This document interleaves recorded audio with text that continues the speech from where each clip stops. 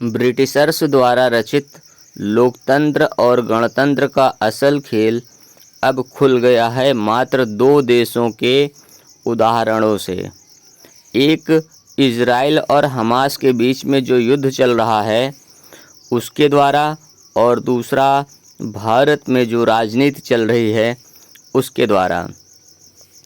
Israel और Hamas का जो युद्ध चल रहा है उसमें इजराइल जो है सन 48 में 44% भूमि फिलिस्तीन की दी गई थी इजराइल को रहने के लिए, एक देश के रूप में मान्यता देने के लिए यहूदियों को, और उसने अपनी विस्तारवादी नीति से फिलिस्तीन के लोगों की हत्या करके उनको भगा करके कब्जा करते हुए आज 78% से ज़्यादा भूमि को लगभग वो कब्जा चुका है।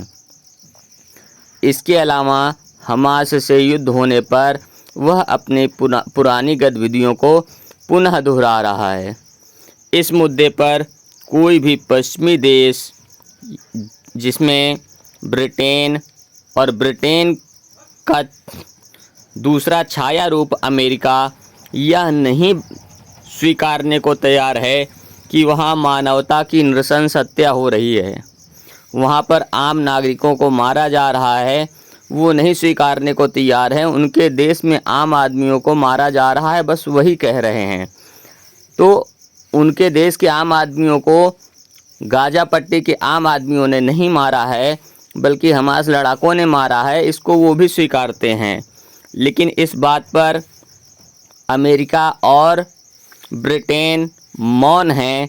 जो लोकतंत्र और गणतंत्र के रचयिता हैं, इसके आधार पर यह जाना जा सकता है कि इन लोगों ने लोकतंत्र और गणतंत्र को अपनी सुविधा के लिए अपनाया हुआ है।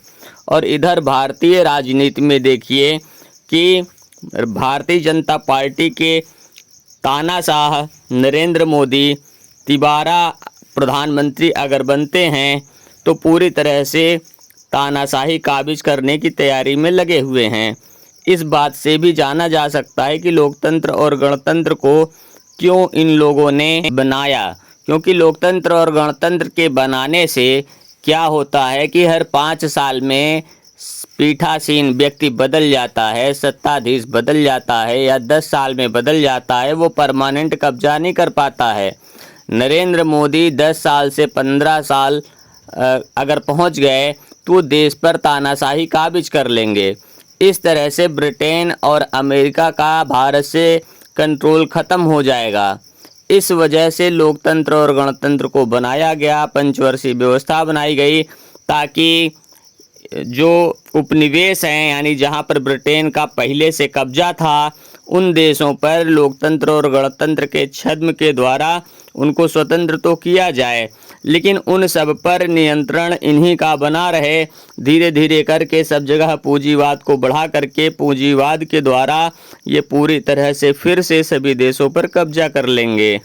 इसलिए हम समझ सकते हैं कि ब्रिटेन और अमेरिका क्यों हमेशा 10 साल बाद कभी कांग्रेस को और उसके 10 साल बाद आरएसएस को समर्थन देकर के भाजपा की सरकार बनवाते हैं। न छोटे दल उठने देते हैं और न किसी की सत्ता स्थायी होने देते हैं। यही है पूरा षड्यंत्र।